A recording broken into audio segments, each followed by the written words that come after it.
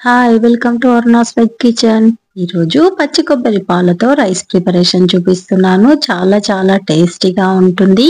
తినే కొద్దీ ఇంకా తినాలి అనిపిస్తుంది. అంత కమ్మగా ఉంటుంది. ఇంటికి రిలేటివ్స్ వచ్చినప్పుడు ఇలా వెరైటీగా చేసి పెడితే తప్పకుండా మీకు మంచి అప్రిషియేషన్ అయితే వస్తుంది.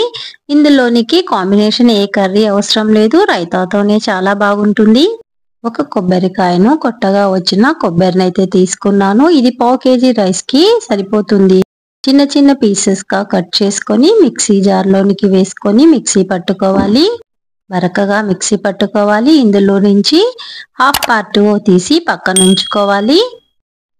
ఇందులోనికి ఒక గ్లాసు వాటర్ ని వేసి మెత్తగా పేస్ట్ లాగా రుబ్బుకోవాలి. దీనిని స్ట్రైనర్ లో వేసి కొబ్బరి పాలను సపరేట్ చేసుకోవాలి.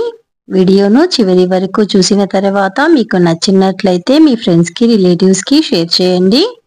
కొబ్బరి పాలను వేరు చేసిన తర్వాత మిగిలిన కొబ్బరిని మరొకసారి మిక్సీ జార్ లోనికి వేసుకొని 1 కప్పు వాటర్ వేసి మిక్సీ పట్టుకోవాలి. దీనిని కూడా ఇదే విధంగా స్ట్రైనర్ లో వేసుకొని కొబ్బరి పాలను తీసి పక్కన ఉంచుకోవాలి. స్టవ్ మీద ఒక పాన్ ని పెట్టి 2 స్పూన్ల నెయ్యిని వేసుకొని జీడిపప్పును వేసి దోరగా వేయించుకోవాలి. జీడిపప్పు అనేది ఆప్షనల్ మాత్రమే. ఇష్టం ఉంటే వేసుకోండి, లేదంటే స్కిప్ చేసేయండి. లంచ్ బాక్స్ కు ఈ రెసిపీ చాలా బాగా ఉంటుంది. కర్రీస్ ఏమి అవసరం లేదు కాబట్టి టైం సేవింగ్, ఈజీగా ప్రిపేర్ చేసేయచ్చు. ఇందులోనికి మిక్సీ పట్టి పెట్టుకున్న కొబ్బరిని వేసి మీడియం ఫ్లేమ్ మీద రెడ్ కలర్ లోకి మారేంత వరకు వేయించుకొని పక్కకు తీసేసుకోవాలి. ఇలా కొబ్బరిని వేయించి తర్వాత రైస్ లో కలుపుకోవటం వల్ల అన్నం అయితే చాలా టేస్టీగా ఉంటుంది. మీరు ఒకసారి ట్రై చేసి చూడండి. పాన్ లోనికి 3 స్పూన్ల నెయ్యిని వేసుకోవాలి. నేను రైస్ ప్రిపరేషన్ మొత్తము నెయ్యితోనే చేస్తున్నాను. నెయ్యి ప్లేస్ లో ఆయిల్ అయినా వాడచ్చు, లేదా నెయ్యి ఆయిల్ 2 కాంబినేషన్ అయినా వేసుకోండి. ఇందులోనికి ఒక బిర్యానీ ఆకు, కొద్దిగా చెక్క, 2 లవంగాలు, అనాస పువ్వు, మరాఠీ మొగ్గ, 2 యాలకులు, రాతి పువ్వు వేసుకొని మసాలాలన్నిటినీ బాగా వేపుకోవాలి. తర్వాత 1 స్పూన్ జీలకర్ర వేసి జీలకర్ర కూడా వేగిన తర్వాత పెద్ద సైజు ఉల్లిపాయను పొడవుగా కట్ చేసి వేసుకొని ఉల్లిపాయను వేపుకోవాలి.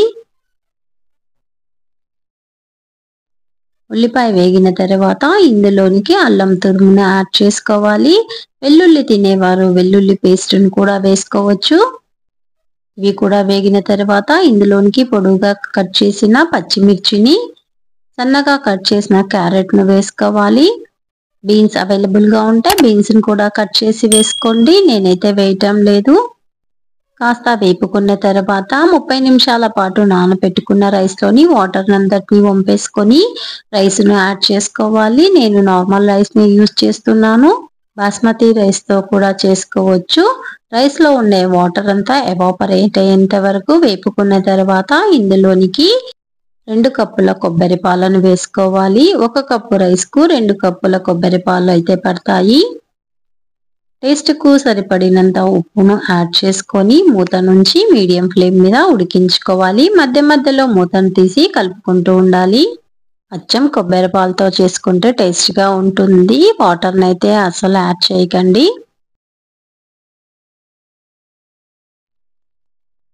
రైస్ అయితే ఉడికిపోయింది. ఒకసారి బాగా కలుపుకొని కొత్తిమీరను వేసి దించేసుకోవాలి.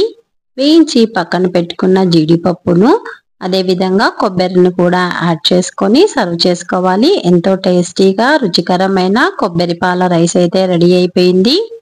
మీరు కూడా ఈ రెసిపీని ట్రై చేయాలనుకుంటే ఒకసారి వీడియోను మొదటి నుంచి చివరి వరకు చూసిన తర్వాత ట్రై చేయండి. ఎలా వచ్చింది, టేస్ట్ ఎలా ఉంది అనేది కామెంట్ చేయండి.